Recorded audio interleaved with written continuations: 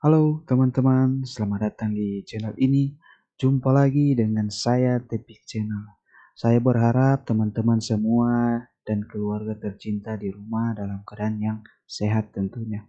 Ini kontroversi yang sedang hangat dibicarakan di kalangan masyarakat Indonesia.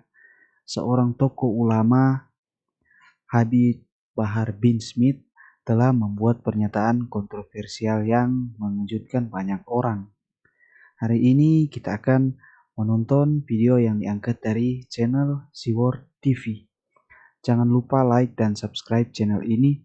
Satu subscribe dari teman-teman itu sangat berarti bagi perkembangan channel ini. Judul dari video ini adalah "Nggak ada akhlak, Bahar suruh bongkar makam Rasulullah. Habib kok makin ngawur."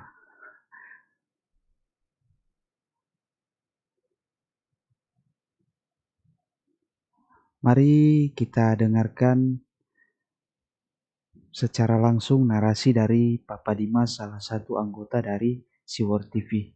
Let's go. Bahar bin Smith yang semakin hari semakin gak ada akhlak. Ya, kalau kita lihat beberapa hari belakangan ini ya, banyak sekali polemik yang bermunculan terkait keberadaan Bahar Smith ini. Intro masih.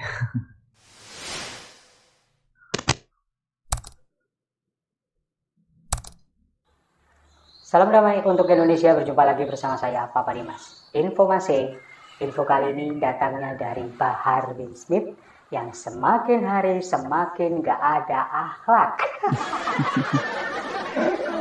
Ya, kalau kita lihat beberapa hari belakangan ini ya, banyak sekali polemik yang bermunculan terkait keberadaan Bahar Smith ini. Dan ada konflik juga, beberapa kali berkonflik dengan ulama Banten.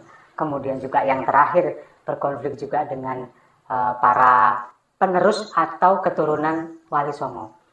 Ya, kalau kita lihat memang beberapa hari belakangan ini banyak sekali yang kemudian meragukan nasab atau garis keturunan dari Bahar Smith. Apalagi ketika kita melihat beberapa kali ceramahnya, ini sama sekali tidak mencerminkan adab dari Rasulullah.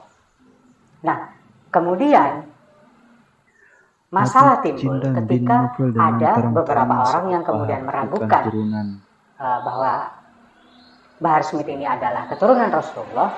Kemudian dia justru balik menantang orang tersebut untuk membuktikan, untuk tes DNA dengan syarat membongkar makam Rasulullah. Nah, ini kalau menurut saya ini adalah sebuah pernyataan yang ngawur dan ngaco kalau menurut saya. Kenapa? Ngaco. Di agama Islam, membongkar makam seseorang, apalagi orang ini adalah leluhur kita sendiri, ini adalah sesuatu yang boleh dibilang tabu, atau mungkin juga bahkan beberapa ulama mengatakan ini haram hukumnya, membongkar makam seseorang, apalagi ini adalah makam Rasulullah. Sekarang begini, secara logika, kalau kita misalkan kita disuruh membuktikan keturunan seorang A, leluhur kita, suruh membuktikan, oke, saya buktikan, saya akan tes DNA dengan syarat makam leluhur saya dibongkar. Nah, ini secara naluri, secara kemanusiaan, kita pasti akan menolak itu. Kita pasti akan lebih memilih, ya sudahlah terserah kamu percaya atau enggak, daripada saya harus membongkar makam leluhur saya. Nah, ini Bahar Smith yang katanya keturunan Rasulullah, katanya, kemudian dengan gayanya yang arogan menantang orang lain untuk membongkar makam Rasulullah, ini adalah sesuatu yang nggak masuk akal. Nah, di sini sampai di sini kita bisa melihat benar nggak sih dia ini sebetulnya keturunan Rasulullah. Kalau misalkan memang keturunan Rasulullah, nggak akan mungkin dia menyuruh orang lain untuk membongkar makam leluhurnya. Apalagi ini katanya kakeknya.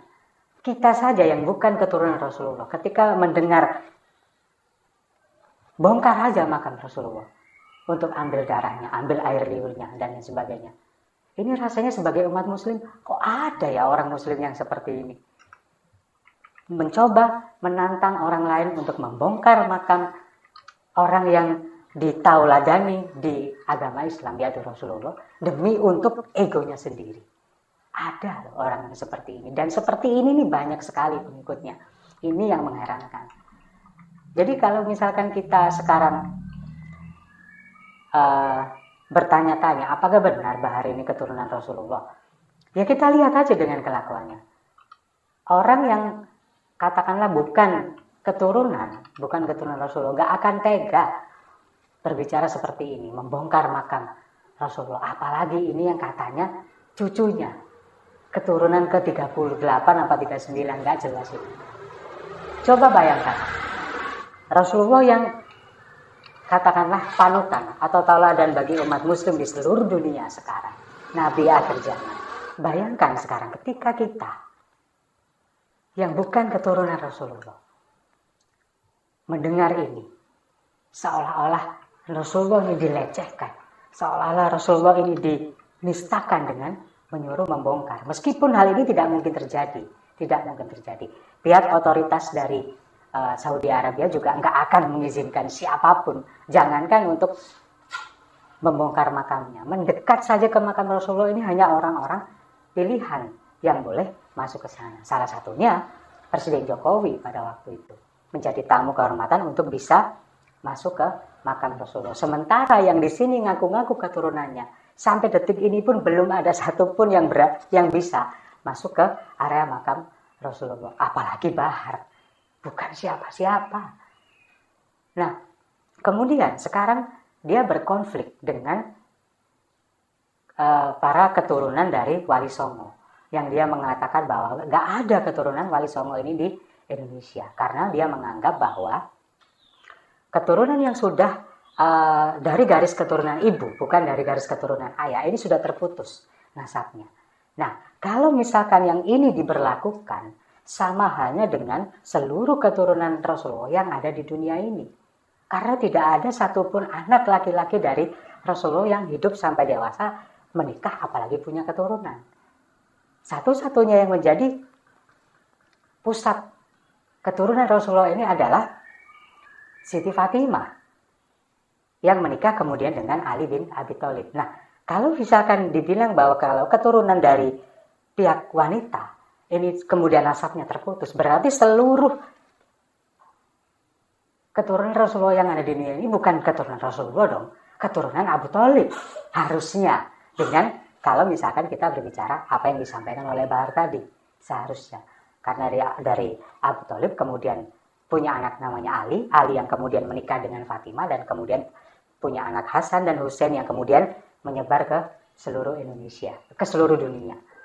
Kalau kita berbicara seperti itu, tapi kenyataannya kan enggak. Semuanya masih dianggap bahwa mereka ini adalah keturunan Rasulullah dari Fatimah Zahra. Dan tidak ada satupun sebetulnya keturunan dari Rasulullah yang pada waktu itu menganggap ini loh, saya ini loh keturunan Rasulullah. Yang menganggap ini orang lain. Seperti Sayyidina Hasan dan Sayyidina Husain.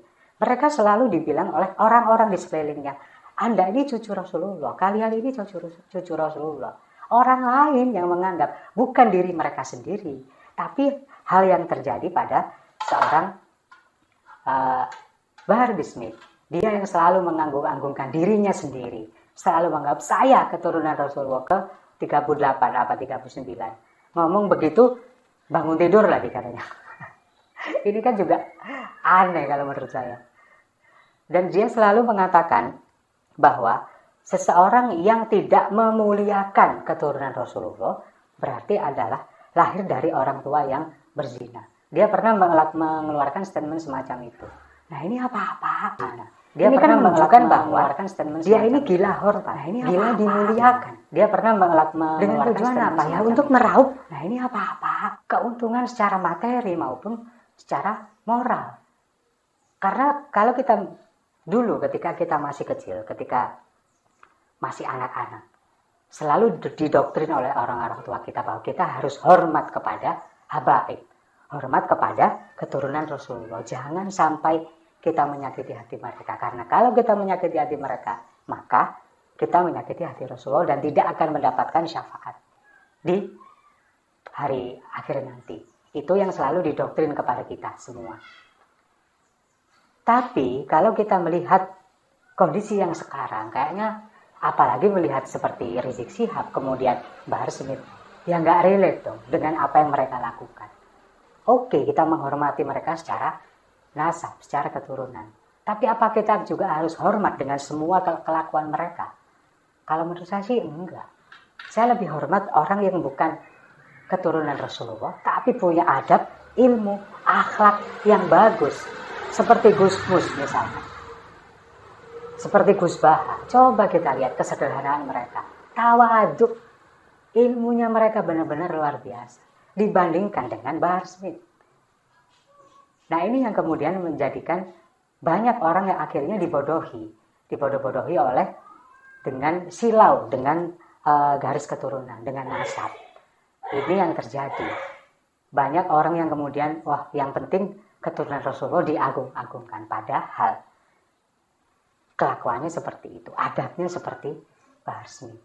Nah jadi itulah, ketika kita kemudian berkumpul dengan orang-orang yang seperti mereka ini, yang selalu mengagung-agungkan garis keturunan Rasulullah, ya nggak masalah sebetulnya, tapi diimbangi dengan adab, dengan akhlak yang bagus. Seperti banyak habaib-habaib yang seperti Habib Lutfi, kemudian Habib Syekh, Habib Quraisy Shihab.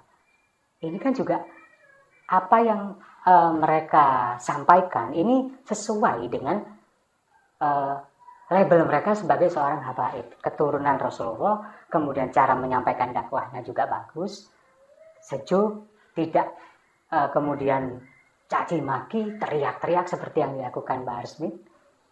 Itu yang sebetulnya yang lebih merasuk ke hati kita semua. Nah, jadi dengan keberadaan Bahar Smith ini, saya menganggap bahwa dia ini memang gila kemuliaan, gila dimuliakan, gila hormat, kemudian bahwa ketika dia mencaci maki pemerintah, kemudian ketika dia menjelek-jelekan umat agama lain, menyerukan perpecahan, menyerukan permusuhan, ini dianggap sesuatu yang amar ma'ruf nahi mungkar.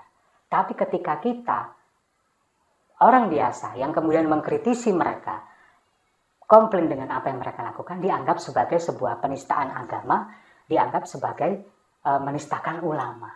Nah ini kan sangat bertolak belakang sekali, sangat bertolak belakang sekali. Nggak seperti itu. Kita bukan menyoroti kemudian menistakan agama, menistakan ulama, bukan, tapi kelakuan mereka yang mengaku keturunan Rasulullah tapi tidak sesuai adabnya, tidak mencerminkan apa yang dicontohkan oleh Rasulullah. Ketika Bahar bin Smith misalkan dia tidak mengaku keturunan Rasulullah, mau koar-koar terserah, tapi ini yang dibawa ini nama Rasulullah, panutan umat Islam di seluruh dunia saat ini, hari ini. Justru dia yang menistakan Rasulullah dengan kelakuannya itu. Tapi kalau kita lihat kelakuannya ya sekarang, saya ini jadi seperti sedikit curiga begitu. Jangan-jangan. Curiga boleh ya. Jangan-jangan. Dia ini adalah antek asing yang sengaja dibayar untuk mengadu domba umat Islam yang ada di Indonesia. Kalau saya boleh bersuudzon, boleh curiga. Karena apa? Karena setiap kali yang diutarakan, setiap kali yang disampaikan, baik di media maupun dimanapun, ini selalu mengandung permusuhan, mengandung perpecahan, apalagi yang terakhir ini, tentang keturunan Wali Songo. Ini kan suara umat akhirnya jadinya terbelah. Ada yang percaya dengan apa yang diomongkan oleh Bahar Smith, ada yang kemudian nggak percaya dengan Bahar Smith, akhirnya terbelah. Nah, keterbelahan ini yang akhirnya nanti di level bawah akan terjadi gesekan. Di sisi lain orang yang gampang dibodoh-bodohi kemudian menelan mentah-mentah apa yang disampaikan oleh Bahar Smith. Kemudian orang-orang yang memang benar-benar keturunan Wali Songo dan juga orang-orang di sekitarnya, saudaranya, kerabatnya dan sebagainya akan menentang apa yang disampaikan oleh Bahar Smith. Di level bawah ini akan terjadi pergesekan nanti. Nah ini yang saya takutkan, bahwa sebetulnya ini disengaja disetting oleh beberapa orang yang punya kepentingan, tidak ingin umat Islam di Indonesia bersatu, dengan memanfaatkan kelicinan mulut dari Bahar Smith ini untuk mengadu domba umat Islam yang ada di Indonesia. Saya mencurigai seperti itu ya. Semoga tidak terjadi seperti itu. Semoga ini hanya egoisme seorang Bahar Smith saja. Dan yang terakhir kepada Bahar Smith, sudah ya nak, tobatlah, kembalilah ke jalan yang benar. Saya rasa itu. Terima kasih sudah menyimak. Jangan lupa like, komen, dan subscribe. Sampai jumpa di video-video saya selanjutnya. Salam damai untuk Indonesia. Ya, itulah video kita hari ini mengenai kontroversi yang sedang hangat dibicarakan di Indonesia. Bagaimana pendapat teman-teman tentang Habib Bahar? Tulis di kolom komentar.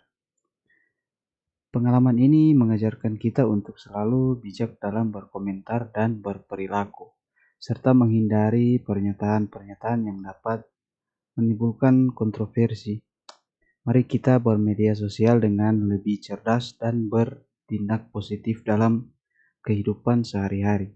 Terima kasih sudah menonton. Sampai jumpa di video-video berikutnya.